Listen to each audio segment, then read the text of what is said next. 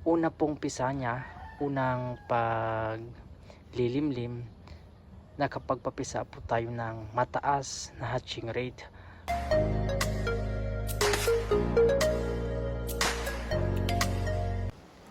Mapagpalang araw po mga ka-backyard, welcome sa isa na namang episode ng Backyard Farming.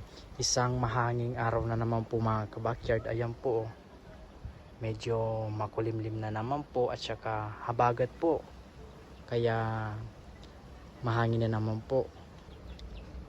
I-share ko sa inyo mga ka-backyard kung paano po ang aking pamamaraan upang sa ganun po ay maging mataas po ang hatching rate ng ating Muscovy duck.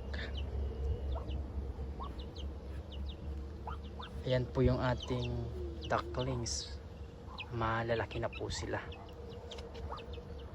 So ang ating pamamaraan po mga ka-backyard, una po sa lahat, ang pinapatuka po natin dito sa ating Muscovy duck is palay po at saka tarak. So yun po ang ating pinapakain sa kanya, gawa ng maganda po yung pampaitlog sa ating alaga. So sa pamamaraan po yun, una pong pisa niya, unang paglilimlim,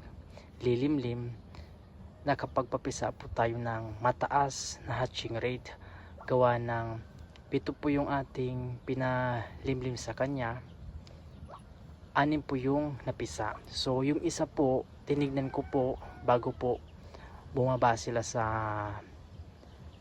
pugad, nakita ko po yung itlog na wala talagang laman o bugok talaga, o kung sasabihin po natin, yun po is unfertile. So sa ganun po, yun po is di talaga magiging sisiw, gawa ng unfertile po yung itlog.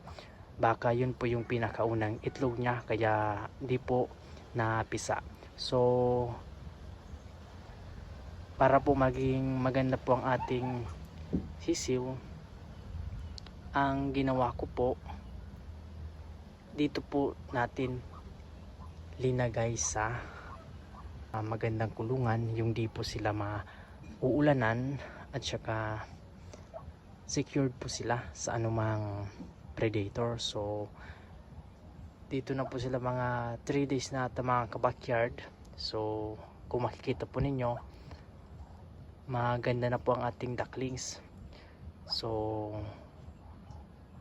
aantay po tayo ng mga 1 month bago po natin iwalay yung ina para makapag itlog ulit. So ayan po, dito mga ka-backyard, ang pinapatuka po natin, gawa ng sisiw pa sila, Bayuan o Integra 1000. So yun po ay magandang ipatuka sa kanila, gawa ng sisiw pa sila, at saka pag mga malalaki na, pwede nating haluan ng darak. So ayun po ang ating pamamaraan dito, para po di po tayo lumabas ng malaking pera para lang sa kanilang patuka. So ayan po sila.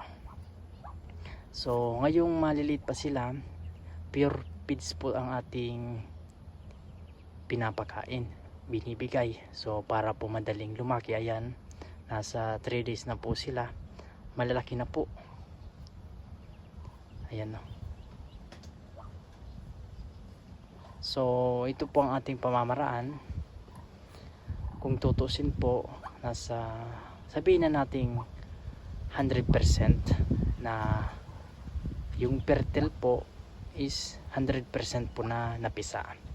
So yung isa po na itlog, yung po is unfertile, kaya di po natin yung masasama sa fertile eggs. So ayan na sila. Para po mga ka-backyard, maging maganda po ang magiging sisiw ng ating Muscovy duck, dapat po palaging may tubig at saka palaging nakakakain ng maganda ang ating Muscovy duck, at saka palaging na sasampahan ng barako para po maging fertile po yung itlog. So yun po ang ating ginawa, palaging nasasampahan ng barako ang inahin para po maging fertile po yung magiging itlog. So yun po is mapipisa, yun na po yung itong ducklings natin. Ayan, no, dito na muna sila hanggang sa iwalay natin yung inahin. So ayan, no, yung bingala natin mga kabakyard, dun po natin linagay sa ating pre-range area, pero po nakabukod, nasa limber po sila. So dyan po sa kabila yung sirama po natin. Ayan, no? So dito mga kabakyard, marami na pong pagbabago sa atin. Ayan, malalaki na yung kamoting kahoy. Dito po sa baba, nalinisan na po natin. Ayan, matagal na po. So pag may bakante po tayo, gagawa na po natin ng, lalagyan po natin ng division para po sa alagang Muscovy duck.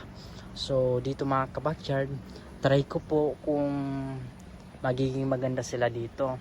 Gawa ng ang tubig mga kabakyard, pag nai-stack po, pag di po naulan, pag palagi ang init po mga kabakyard, ang tubig po dito sa, dyan po sa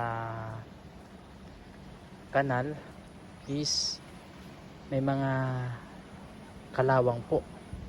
So ngayon po wala po kayong makikitang kalawang, gawa ng naulan pa lamang po mga kabakyard.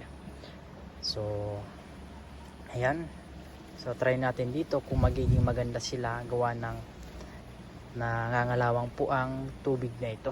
Sana di tayo maka-encounter ng pagkapayat hanggang sa pagkamatay, gawa ng nangangalawang po ang tubig dito. So ayun, no, yung ating bayabas mga kabakyard, ayan, maganda po, namumunga po ng malalaki. Ayan, at saka kanina nakapag harvest si mama ng mga 7 atang bunga. So ito po yung kulay puti po ang laman, may yellow po kasi, at saka yung nandun po sa ating pre-range area, yung nandun po is na mukhang nag-orange o yellow orange, ganon. So andyan, no, dun po yung palayan po natin. Di na po palay ang itatanim natin. So sa susunod na video, ipapakita ko po sa inyo mga kabakyard kung ano po ang itatanim natin para maka less maintenance na po tayo. So ang itatanim po natin doon, yung less maintenance crops, o yung mga di po kailangan ng matinding maintenance sa mga pananim. So doon po sa mga susunod na video, ipapakita ko po sa inyo kung ano pang itatanim natin, kung paano magtanim, at saka kung paano po i-maintain na maganda po ang quality ng ating mga produkto. Hello, ayan, nalapit sila, halatang gutom na sila mga kabakyard. So ganito lamang po mga kabakyard ang pamamaraan natin para po maging mataas po ang hatching rate ng ating Muscovy duck. So tayo po is baguhan lang po sa pag-aalaga ng Muscovy duck. So ngayon pa lang po tayo nakapagpapisa, kaya pinag-aaralan po natin para po maging maganda po ang kinalabasan sa pag-aalaga po ng Muscovy duck. Ayan po sila. Ito po yung unang batch ng Muscovy duck natin, o yung ducklings natin.